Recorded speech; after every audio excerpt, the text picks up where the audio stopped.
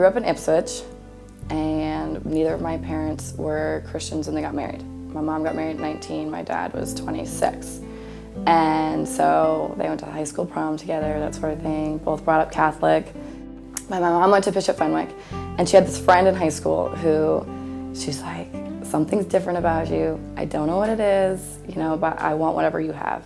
And so, like a year after they got married, not even, she was like pregnant with my brother, and she had my godmother now, Sonia, over for dinner, and she was like, I need to know what you have that I don't have, and I want it, you know? And so she shared her testimony with her, and she became a Christian.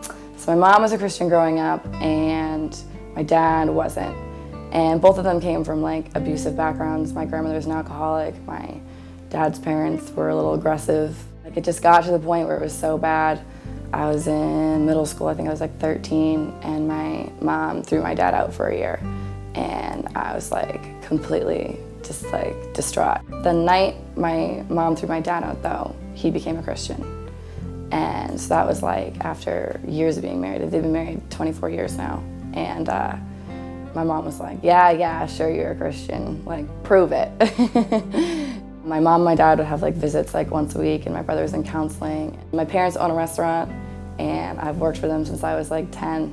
And we have a great relationship, and I wouldn't trade it for the world. Ever since I was little, I've been a Christian. And I don't remember, like, I mean, probably like 5 or so, because we were living in a certain house. High school came, I went to Bishop Fenwick, and that was like more of a shocker, because it's a quote-unquote Catholic school. Okay, so where are the Christians? And I go to the first floor, and I've got my science class, which they're teaching you evolution and that there's no such thing as God. And then you go to the third floor, and you've got religion class, and all it is God. And I was like, how do these people think that this is okay? But I'm like, you're confusing everybody by this, you know? Like, and so I'm like on this little on fire Christian, just coming from middle school, being like, oh, I'm gonna change the world, you know, whatever. And then junior year rolls around, I'm miserable. I'm so miserable at the school. I hate it, I don't want anything to do with it. I don't like the people. Cried and cried and cried that I could leave. So then going into junior year, I switched to Ipswich. And then I didn't really have any Christian friends at that point. And that was really hard for me. I'm going to the parties, but I'm not drinking and I'm not smoking, and I'm always driving them because they're drunk and I'm not. So I thought, like, well, if I'm on my like high horse, like not, you know, doing it, but like hanging out with those people, it's fine, because like, you know, who did Jesus hang out with? And then it gets to a point though where you're so run down, like you've given everything you've got and you're not getting any sort of like rebuilding. I was just like at like a dead like stop of like, I'm not growing anymore. And I wanted to be the person that I was at 13, not at, you know, 17 or whatever. My friend Amanda, who I went to elementary school with, me and Paul went to elementary school with her, and she started this Bible study at her house on Tuesday nights. I don't know if I can even commit to one night a week, you know, that means I have to give up some sort of work. I don't know if I'm willing to do that. And then I went the first night and I was like, all right, this is great. You know, I was like, I needed this. So I was like, I would really like to see like all the kids I went to middle school with. So I had a little reunion at my house, and Paul shows up. And I haven't seen Paul in years, you know, I think it was like 6 years since I had seen him. And he's like, was not who he is now then.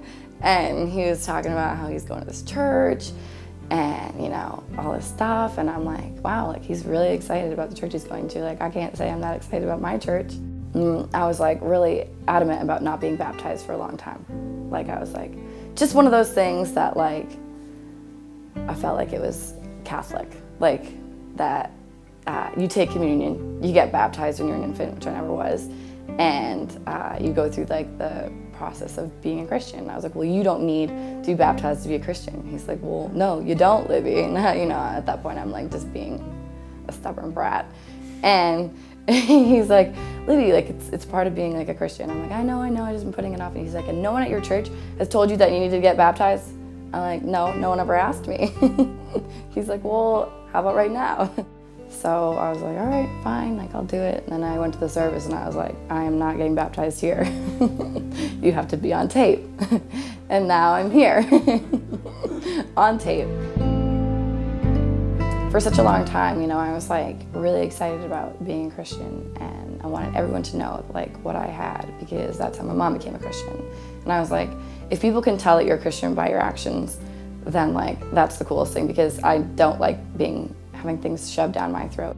So for me, like getting baptized, you know, it shows like I'm changing. Like, yeah, I've been a Christian for so long, but like I lived such like a average life, I feel like, for a long time, of like just going through the motions. Like I go to church on Sundays, yeah, I attend a small group, and now I just feel like if you are a Christian, like everyone should know.